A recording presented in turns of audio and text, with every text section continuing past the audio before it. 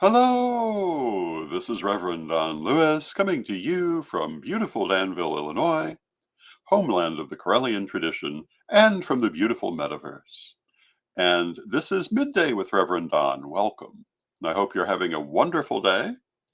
And as you know, if you follow Midday with Reverend Don, you can type your questions or comments into whatever platform you happen to be watching on, and they will show up here in my chat room, and we can talk directly. And this whole week is kind of dedicated to the upcoming lustration this weekend. And today, our subject is memorable events from previous lustrations. But first, I want to kind of go over the week. Tomorrow, of course, we will be having our Correllian Publishing Wednesday. And hello to Janet in the chat room. It's good to see you. And then on Thursday and Friday, the plan is for me to come to you live from Lustration Hall. And I'll be talking to some of the people who are present. Of course, lustration won't actually have officially begun until after my program on Friday, but there will be many people already present to talk with, and we will have a pleasant broadcast. Some people are already in town. Um, Pam Griffin, Pam Griffith, Dee Dee Stinson and Mary Cavalcante are already in town. They are visiting the Vermilion River today. I just saw photos they've been posting.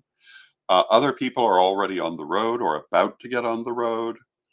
And by Thursday, there'll be a lot of people here. Everyone will, of course, be here Friday because the opening ceremonies will be at 3 and there will be classes going on in the morning and also on Thursday. And we will be live casting the major ritual events of the weekend. And I hope that you will join us. We'll be starting with the opening ceremonies at 3 o'clock Central Time on Friday. We will have the deeming ceremony. We will have the ancestor memorial. We'll have the investiture itself, and a little bit from the retirement party being thrown in my honor, as I am now retired in office.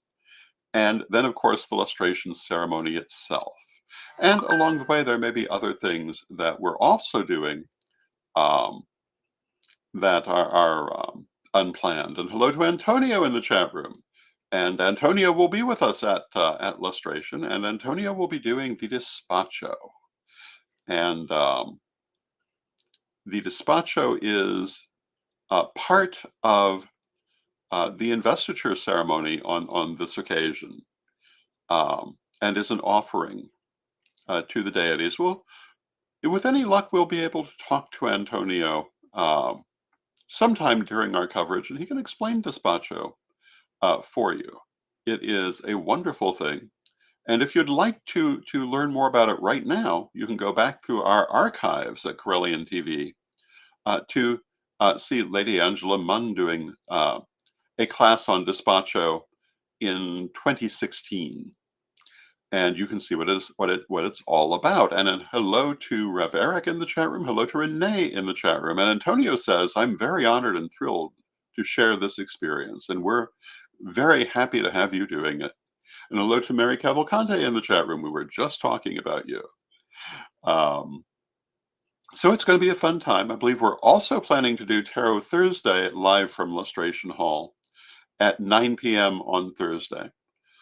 In the lustration schedule, this is social time, um, and those who wish can socialize with us. It's going to be a wonderful event. Correllian TV will be covering it. The Correllian Press Corps will be covering it.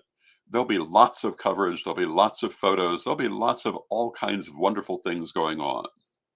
And Mary says, "Oh, that sounds so cool. I can't wait for that. I think it will be very pleasant. I think it's going to be a great time. And I'm really looking forward to this weekend." And I'm still working on regalia. Even after all of this, even retired in office, and in the last days before lustration, I'm still working on regalia. Hello to Mary Hawk in the chat room. It's good to see you.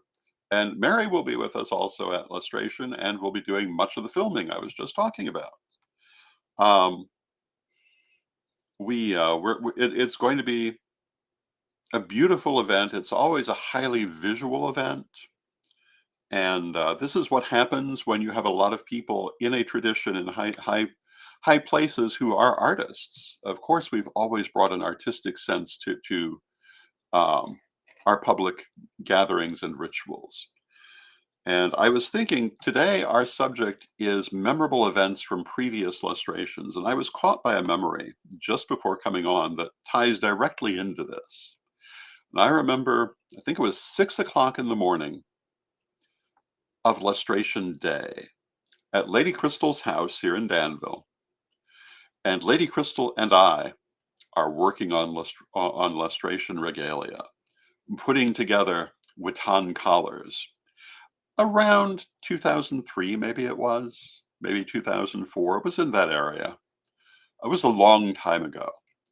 Um, but this is one of the constant features of lustration, and you will see it this weekend because it will show up at least in people's photographs. There'll be people sewing their patches on their stoles, sewing their robes at the last minute, making alterations at the last minute.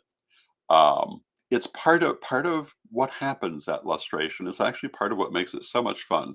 One of my favorite photos from lustration is from 2016, and it is one of our Correllian high priestesses, as she was at that time, literally being sewn into her garment by the now first priestess, Lady Alyssa, and that's that was the morning of the event, and that's a very typical thing to happen.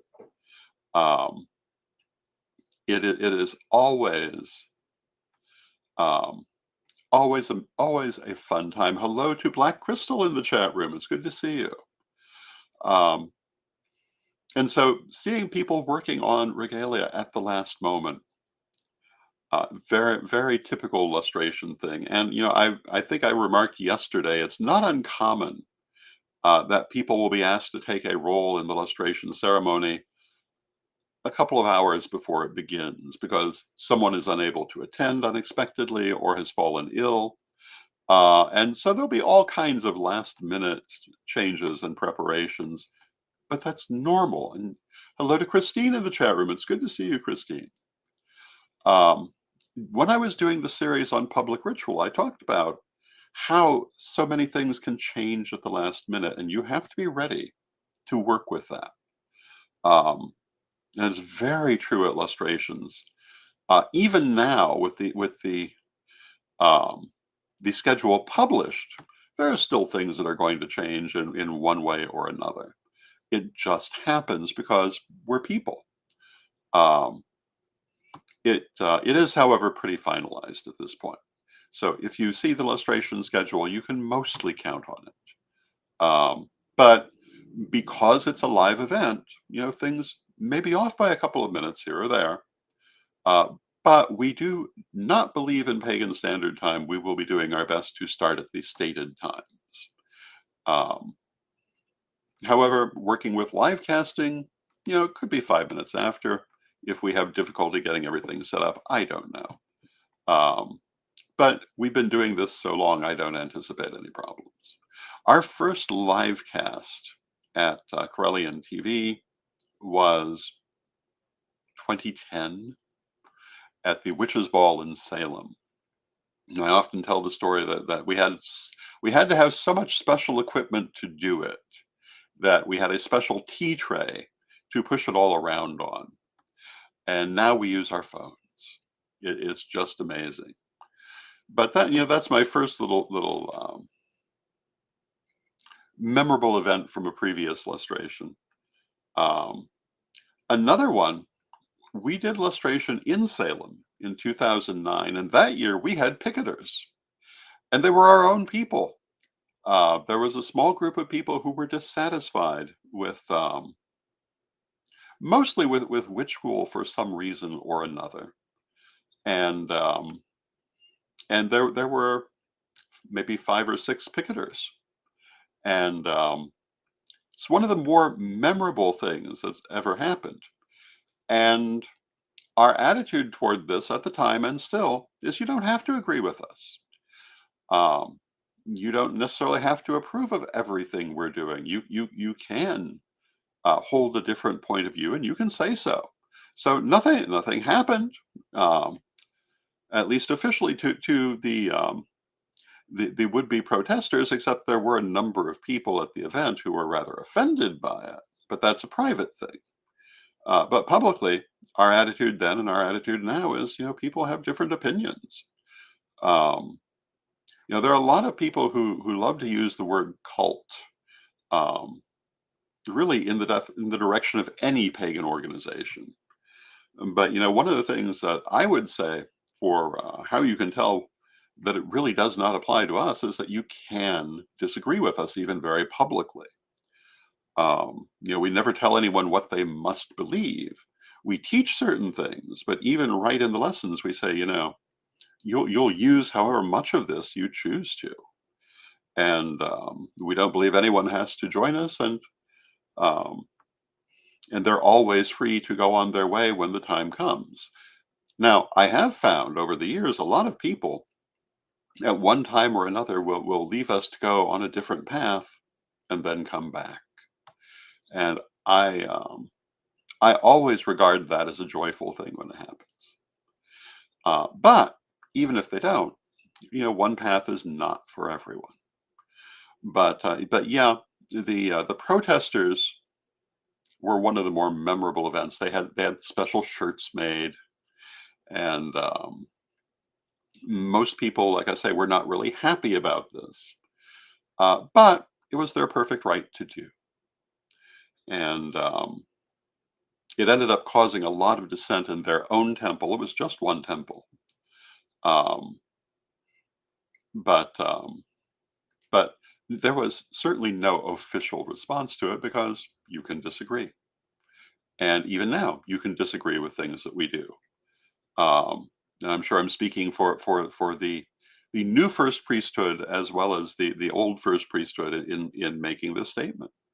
What other interesting? I told the story yesterday, and I tell it a lot of times, um, about that same lustration in Salem and the high priestess, later high priestess, who was attending what was then her first lustration, and was asked to take a role in the ceremony, which is a very common thing to happen at lustrations. Just because it's your first one doesn't mean we won't ask you to do something, though you don't have to.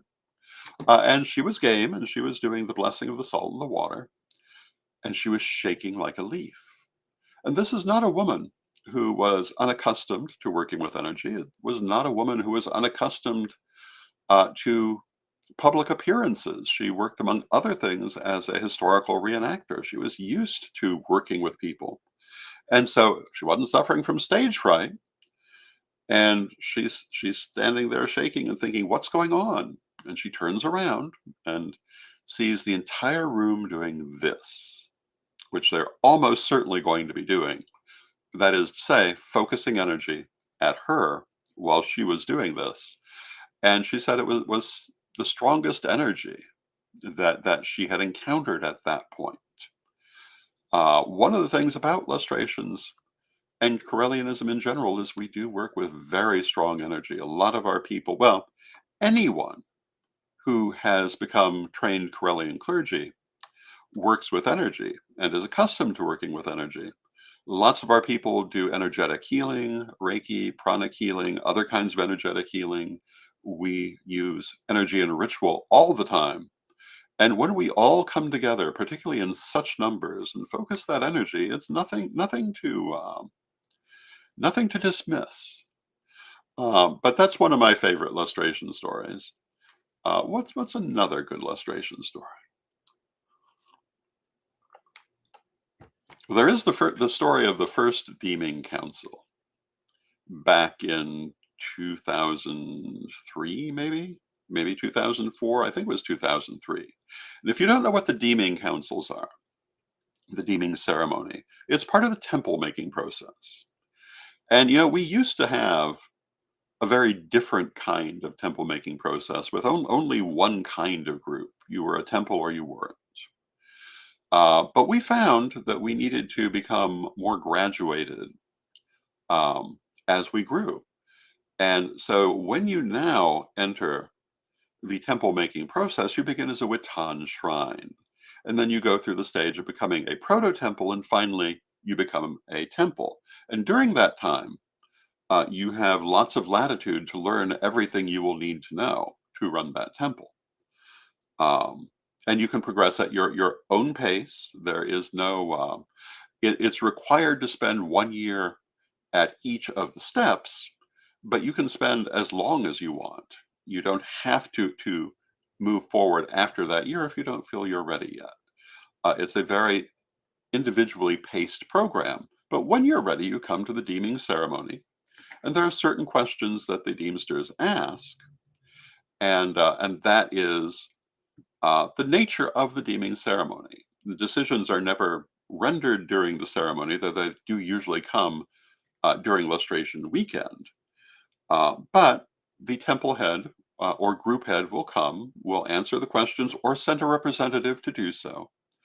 And it is a moment for everyone to see who is moving up in the temple process, to get a feel for their character, to, in many cases, have a first interaction with them at an international level. And it's a fascinating thing because you never know what the answers are going to be. And sometimes they're quite unexpected because we know we have temples all over the world. And Correllian temples come and they go. And as I was saying, we hold the point of view that if you find that after being here a while, it's no longer the path for you, well, then go forth and do what you wish to do. But as long as you want to stay, you're welcome.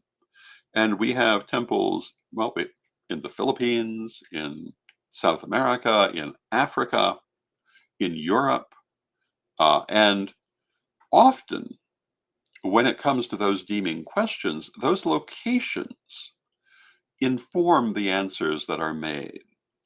Um, and it can be very enlightening.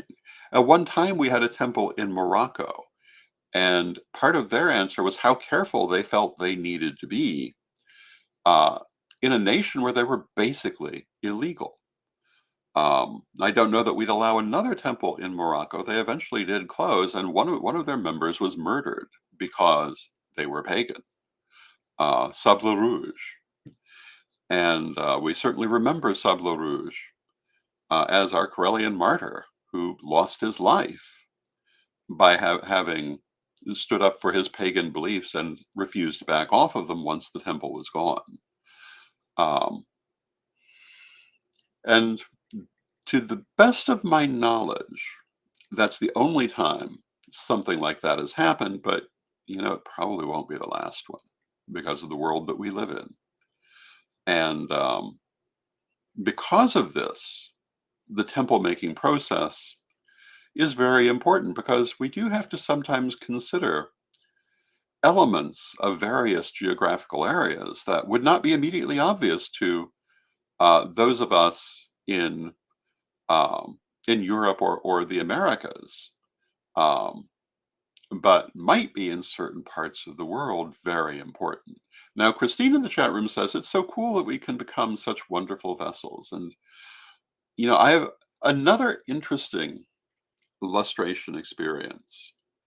Also, I want to say around 2003, when the Oracle of the Ancestors was invoked, not only did the person bringing through the Oracle feel the energy, several other people said they almost lost consciousness from it, that they descended in several places in that particular year. And I assume that happens at other times, and people sometimes mention it and sometimes don't. I would The Oracle of the Ancestors is arguably the most powerful energy that we deal with. And it, well, it's a big thing. I'm not quite sure how to describe it. Sometimes it can flood the room. Sometimes it can be very emotional.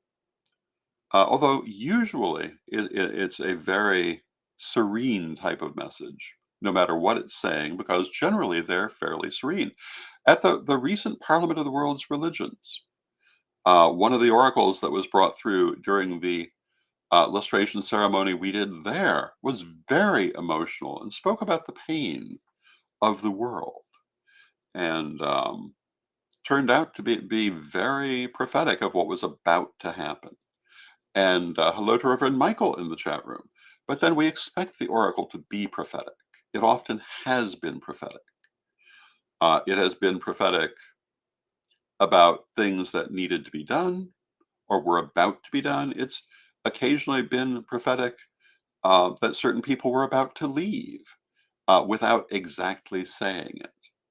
Um, it has been an amazing experience watching these oracles over my whole lifetime, because we were working with oracles long before this became a public tradition. We've always worked with them, and we were doing illustrations before the first public illustration in 2002, and everything that's happened was the subject of an oracular message. um, they talked about how the tradition was going to be global in character. They talked about some of the challenges that would come with that. They talked about what was going to be necessary. But in the nature of oracles, many of the specifics were not clear because we didn't have a reference for them. I often talk about, and this is not an illustration anecdote, but at a particular psychic fair in 1991, I believe, with Psychic Services Incorporated, Edward had a reading with our good friend Rosemary Fletcher, who I usually say was the most impressive psychic I have known, in which she predicted that he would be doing a worldwide newspaper within just a few years. And um, obviously, that is what happened, but it happened through the internet. But Rosemary did not expect the internet. She had no reference to put it in those terms. So she spoke about it as an old-fashioned brick and mortar newsletter. Um, but in the end, it came online, which was something most people were not remotely expecting in 1991. Um, now, we talked before about how oracles are dependent on the references of the people bringing them through. If you don't have the reference, or if for some reason you cannot bring a certain subject through for emotional reasons, it won't come through. You have to be completely open to let them through. Now, Christine says, I never went further than a Watan shrine. And if you would like to, um, talk to us about it. We can tell you what to do. Um, so yeah, these are some of my more memorable illustration stories. There was also the illustration in Florida, which was completely knocked out by a hurricane. And yes, we still got together to do it, but under greatly reduced circumstances from what was anticipated. Um, but the hurricane hit with it within days before the intended illustration. There was also the illustration that happened during Hurricane Katrina. And I remember I and another driver were driving across the country during the hurricane, through the hurricane, and we did it because we had to be there. And that was a memorable story. And I can remember there were times that you could barely see anything ahead of the car. And it was kind of like, ancestors, help me drive this car. But we got through just fine. And the ceremony went on and was actually quite spectacular.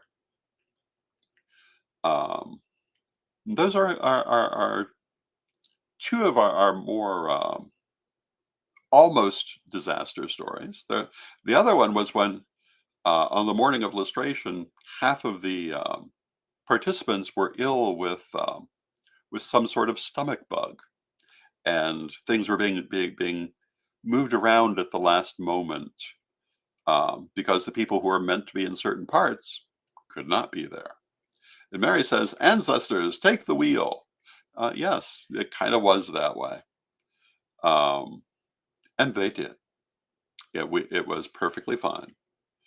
So there have been a lot of interesting things at Lustrations, um, and visually, some of them have been very remarkable. One of our most visually impressive lustrations was in Piqua, Ohio, hosted by Heritage Temple, and you can see the video in the archives at Correllian TV, or in the movie Hoopston the Movie, which featured some clips from that lustration. And that lustration took place in a park clubhouse with floor-to-ceiling mirrors. We think it had been used as a dance studio. And hello to Jason in the chat room, who says, "Hello, uncle. Hello, nephew." Um, but those mirrors really worked well for the pageantry of the lustration. So if you have a chance to look at that one, it's well worth looking at. Um, it was just beautiful to see it put together. We did a regional illustration of Buffalo, New York, in um, in an old church building with the most incredible woodwork. And you can see photos of this on Facebook, and you can see video of it again in our Correllian TV/Magic TV archives. Incredible setting for illustration. Um, Absolutely beautiful.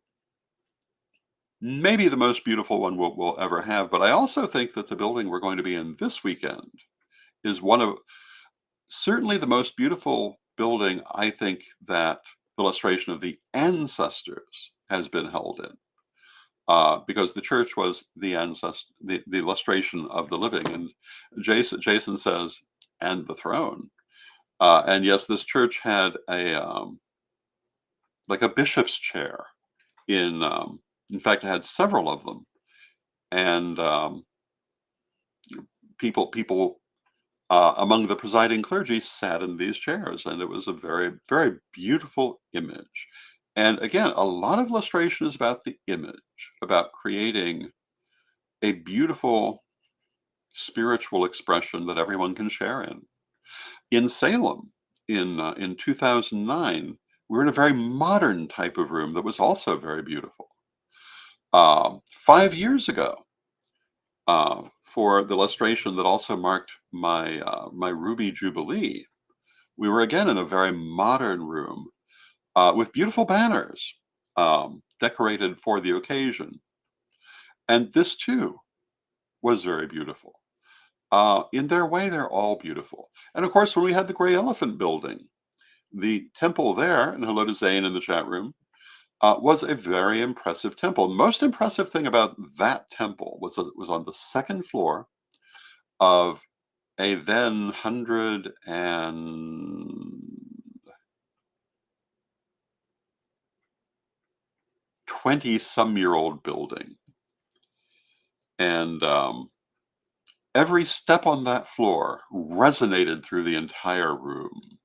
And Lady Alyssa, hello Alyssa, says the UU church we had the Stanford illustration in was gorgeous. Yes, it absolutely was. And that might be the most beautiful one we've ever done. We've done so many beautiful places, and we have saved them all in our archives. So you can go back and take part in them vicariously now. All these years later, and 100 years from now, they will still be here. At least that's the plan. And you can see what we did. And one of the things you'll see is there are many people at these illustrations who are no longer living. People like Carla Summers, people like Virginia Powell, people like Lady Windy, who is now deceased, people like Lady Bitterwind, who is now deceased, and they are among the ancestors. But their time as various officers of the tradition is preserved in those archives for everyone to remember. And so that you don't just have to hear about them, you can see them. You can see what they were actually like. And you'll also see some people who have subsequently chosen to go their own directions and did not stay with us. And as I was saying, that's perfectly fine. We wish them only the best. One of my favorite movies, and I know we're going just a touch over time, but one of my favorite movies is The Adding Machine. And it has a line referring to the afterlife and to reincarnation. But it makes the statement regarding the paradise between worlds that only the most blessed remain. Anyone may, but only the most blessed do. In a manner of speaking, that's our attitude toward the tradition. Everyone is welcome, but those who are meant to be here, those who choose to be here, are here. And we are a family. And, like any family, we do have our moments, but we all love each other. And I have to say, it has been the adventure of a lifetime watching this tradition move from a tiny familial tradition to a global phenomenon. And hello to Steve in the chat room. It's good to see you. And with that, we've come to the end of our half hour. And Lady Alyssa wants me to point out that the adventures page on Correllian.com has lots of great old pictures and summaries of events where you can see all of these things. And yes, go to the adventures page. In some cases, it will link you to the videos. In others, it has photos of these same events. And all through Correllian.com are photos of the events. And you can also go to many of our Facebook pages to see still more photos. Because, Correllians are photo crazy. And that is entirely my doing. I take total thanks for that. Or total blame. Take your pick. But the Correllian photo opportunity following all major get-togethers is rather notorious. And I have always insisted we must have photos. And yes, the sanctuary in Stanford was beautiful. The sanctuary in Buffalo was beautiful. The sanctuary in Piqua was beautiful. Lady Kai, hello Kai, says, if there isn't a photo, it didn't happen. And yeah, that's kind of the attitude we've come to because we found that there are people who actually do think that way. So we make sure we have lots of photos. So watch for a lot of those coming to you in this coming weekend. And with that, we have finished our half hour. I'm going to close with my prayer, as I always do. I'll be back tomorrow with Correllian Publishing Wednesday, and then Thursday and Friday we'll be live from Lustration. Divine Mother Goddess, Divine Father God, beloved ancestors, we thank you for all the wonderful adventures that you put in our life. And we ask you to help us to relate to our life in exactly that way, as an adventure to be savored and enjoyed, even when it's challenging, and especially when everything is going according to plan. Help us to create in each step of our adventure a better world for tomorrow. Help us to always find the next right thing to do. And if sometimes things happen that do not give us pleasure, help us to find out the way to take the best from them, and by doing that next right thing, restore the joy of our adventure. Beloved Mother Goddess, beloved Father God, beloved ancestors, we thank you with great love and thanks for all that you do for us, and knowing you are always with us from respect, we thank you for your presence, and may you be blessed now and always. And I thank you for your presence, may you be blessed now and always, and we'll see you tomorrow.